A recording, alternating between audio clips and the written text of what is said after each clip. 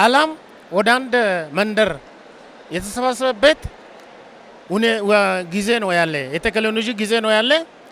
ስለዚህ እኔም አማራጭ አድርጌ የወጣው ጦርነት ምንም እንደማያወጣ አዋጪ የሚሆነው በጠረጴዛ ዙሪያ ተወያይቶ ችግሬን ለሱ አሁን ለተጣላ ነው ሰው ካሰረዳው እኔ ችግር የሱ ችግር እንደኔ ችግር ነው ብሎ ተቀብሎ እኔም እሱን ሲያሰረዳ እሱን የሚያሰረዳኝ ነገር ሲቀበል ወደ ሰላማዊ መንገድ በውይይት መምጣት ይቻላል። ስለዚህ ጦርነት ጠባንጃ እንደማይጠቀም አረጋግጬ ነው እኔ ወደ መንግስት ሮጬ ሰላም ከመንግስት ጋር የሰላም ስምምነት የተፈራረምኩ። ሰላም ስምምነት ከተፈራረምኩ በኋላ ከኋላ የነበሩ ታጣቂዎች የነበሩ ሙሉ በሙሉ ገብቶ በአሁኑ ሰዓት ላይ ልማት ላይ ተሰማርቶ ቤትም የገዙ ያሉ ይሄ ትልቁ ውጤት ነው። የሰላም ጥሪውን ተቀብዬ ወደ ሰላም ባለመጣ ኖሮ ይጠፋም ነበርና እግዚአብሔር ደግሞ አተርፎኛል። ስለዚህ እኔ ማስተላልፈው መልእክት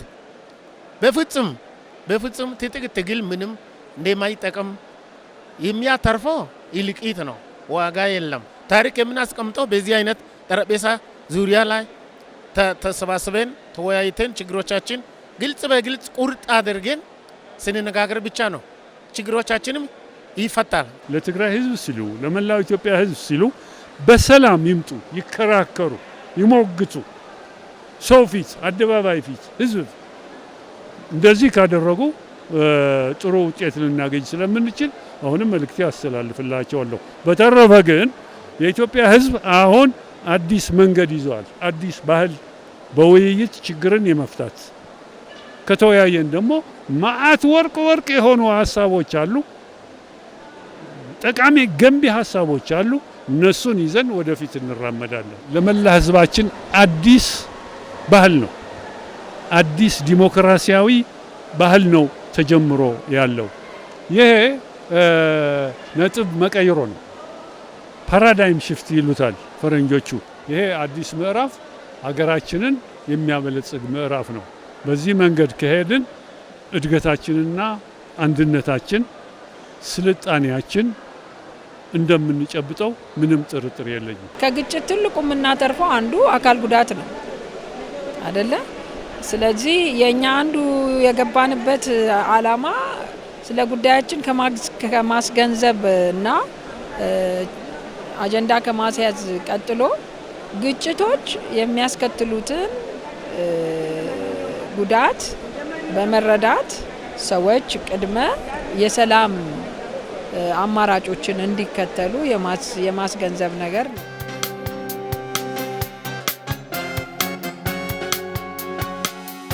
በዚህ በውይይት ሂደት ላይ ብዙ አጨቃጫቂ ነገሮች ተነስተው ነበረ።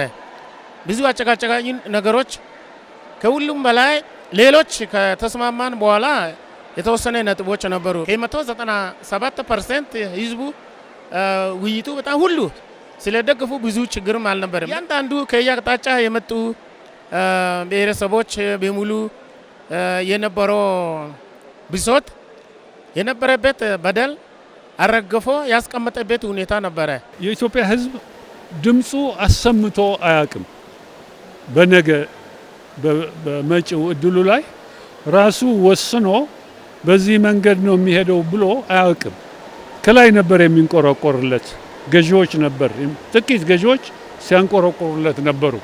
አሁን ግን የራሴን እድል ነገን ዛሬ እኔ ይጨብጣለሁ ብሎ 4000 ያክል የኢትዮጵያ ህዝብን ወክሎ እዚህ ኮንቬንሽን ሴንተር ተሰብስቦ የመጪው እድሉን የነገውን እድሉን ራሱ የሚወስንበት ምክረ ሀሳብ አዘጋጅቷል። የራስን ሀሳብ ሁሉ ጊዜ የምናስቀድም አይነት ከሆነ ነገሮች ከግብ አይደርሱልንምና ሁሉም ተመካካሪዎች የነበሩት ስለ አንዲት ኢትዮጵያ ነበር የምንመካከር የነበረው። ዲያስፖራም ከተለያየ ቦታ ይምጣ፣ እዚህ ያሉትም ከተለያየ ከአራቱ ማዕዘናት ይምጡ፣ ስለ አንዲት ኢትዮጵያ መነጋገርና አጀንዳችን ያ ስለነበረ የሀሳብ ልዩነቶች ሊኖሩ ይችላሉ፣ ግን ሀሳብ ልዩነቶችን በማጥበብ ነው ወደ አንድነት ደረጃ የመጣ ነው። ከዚህ በኋላም ደግሞ ይህ ልምድ መዳበር አለበት። ነገሮች ሊፈጠሩ ይችላሉ፣ ችግሮች ሊመጡ ይችላሉ፣ ግን በጠረጴዛ ዙሪያ ቁጭ ብሎ መነጋገር፣ መፍትሄ ማበጀት ዘላቂ መፍትሄ የሚያመጣው ይህና ይህ ብቻ ነው። አንዳንድ የተወሰኑ አንድ ሁለት አጀንዳዎች ላይ ያጻጻፍ እንዴት ሆኖ ይጻፍ የሚል የተወሰነ ለመግባባት ነበር። 100% ሁሉንም ነገር እንስማማለን በአንድ ዙር ብለን ተስፋ አድርገን አልመጣንም። እኔና አንቺ የተለያየ ሀሳብ ሊኖረን ይችላል። ያንን የተለያየ ሀሳብ ቁጭ ብለን እኔ በዚህ ይለያለው ተባብለን አዳራሽ ውስጥ መስማማት መቻላችን ራሱ በጣም ትልቅ ሰክሰስ ነውና ከዚህ የኢትዮጵያ ህብረተሰብ በጣም ሊማር ይገባል። ሶሻል ሚዲያ በትክክል ባልሆነ መንገድ የሚከታተሉ ሰዎች ከዚህ በጣም ብዙ ሊማሩ ይገባል እና ምንም አይነት ለውጥ ምንም አይነት የሀሳብ ለውጥ ቁጭ ተብሎ ብቻ ነው መፈታት የሚችለው። እኔ ከማዕከላዊ ኢትዮጵያ ክልል ከዳንጣ ብሔረሰብ ነው ወክዬ የመጣሁት። የዳንጣ ብሔረሰብ እውነት የተረሳ ህዝብ ነው። ይሄ ምክክር ኮሚሽኑ አካቶናል፣ በዚህ ጉባኤ ላይ አካቶናል። ይሄ በጣም ደስ የሚል ነው። ከኢትዮጵያ ህዝብ ጋር አንድ ላይ መሆን ደስ የሚል ነው። ኢትዮጵያ ሀገራችን ልክ እንደ ንብረታችን ሆኖ ነው ያየነው። አካታችነቱ ጥሩ ነው፣ አሳታፊነቱ በጣም ጥሩ ብዬ ነው የማስበው። ዛሬ 4 ዓመት በፊት ያው የኢትዮጵያ አካል ጉዳተኞች ማህበራትን ፌዴሬሽን ወክለን አሁን ለሶስተኛ ጊዜ እየተሳተፍን ነው ያለ ነው። ያው ፌዴሬሽናችንም የመሰረታዊ የአካል ጉዳተኞች ጥያቄዎችን ከክልል ጀምሮ እስከ ፌዴራል ድረስ በማወያየትና እነዚህ ይሆናሉ ተብለው የተመረጡ አጀንዳዎችን ስንወያይባቸው ነው የቆየ ነው።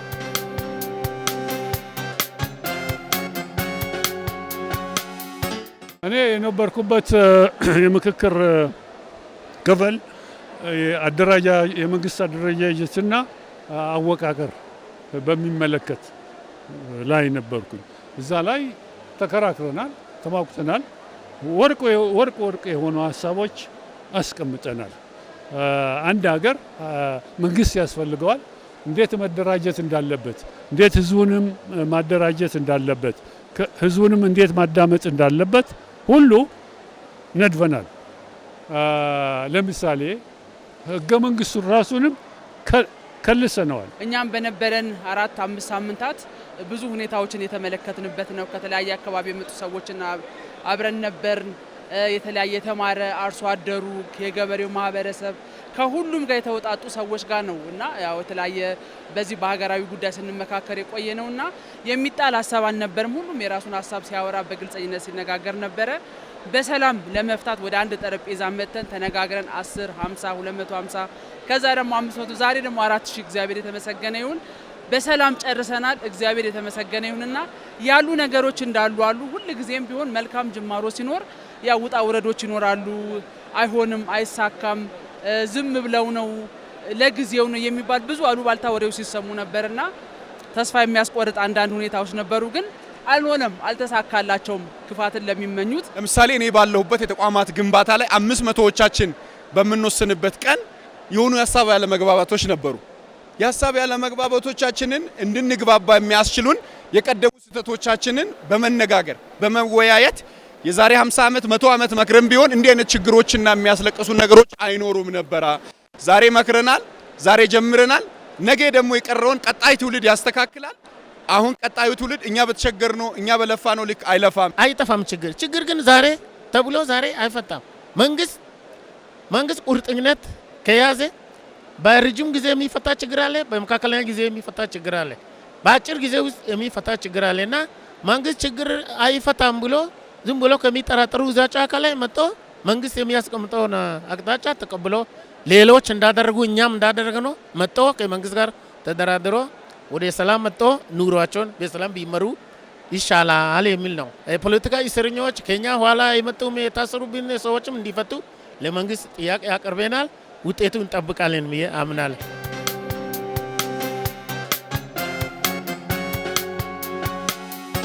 ይሄ ሂደት አጥብቀን መያዝ አለብን። ሁሉም ተሳታፊዎች፣ ሁላችሁም ሚዲያም ይሁን ሌላው ፖለቲከኛ ይሁን ሲቪክ ማህበር ይሁን ይሄ አዲስ ባህል ይሄ አዲስ ምዕራፍ አጥብቀን መያዝ አለብን። የሚወሰኑ ውሳኔዎች ለሁላችንም የኢትዮጵያ ሕዝብ እንግዲህ እፋ የሚያስብል እረፍት የሚሰጠን ተስፋ የሚሰጠን የነገ ብሩህ ተስፋችንን እንድንገነባ ምቹ አጋጣሚ ይሆንልናል ብዬ ተስፋ አደርጋለሁ። ተወካዮች ምክር ቤት ትልቅ ነገር ይጠበቃል።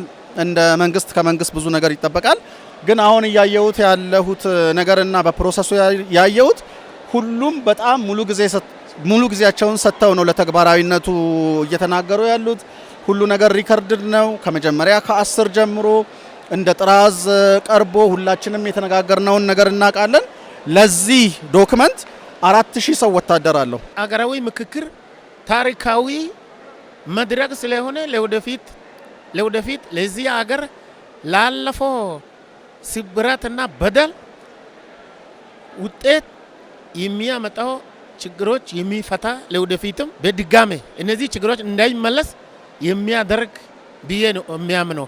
ይሄ ደግሞ መሆን የሚገባው መንግስታችን የሚቀርብለት የቀረበው ሀገራዊ ምክር ሀሳቦች ተቀብሎ ተግባራዊ ከተደረገ ምንም በሀገራችን ምንም አይነት ችግር ይኖራል ብዬ አልገምትም። ዘላቂ ሰላም እናመጣለን ብዬ አምናለሁ። እንደዚህ ያለ ውይይት በኢትዮጵያ ደረጃና በኢትዮጵያ ፖለቲካ እኔ ፐርሰናሊ አይቻል አቅም ይሄ ትልቅ እድል ነው እና ትልቁን ነገር ያሳካነው እንደ ሀገር ብዬ የምገምተው ፖለቲካችንን ወደ አዳራሽ ውስጥ ማስገባት። ፖለቲካችን አዳራሽ ውስጥ ከገባ ሌላው ሀገር ሰላም ያገኛልና ይሄንን ፕሮሰስ ለማምጣት ወደ ከ450-60 በላይ ምክር ሀሳቦች ናቸው የቀረቡት።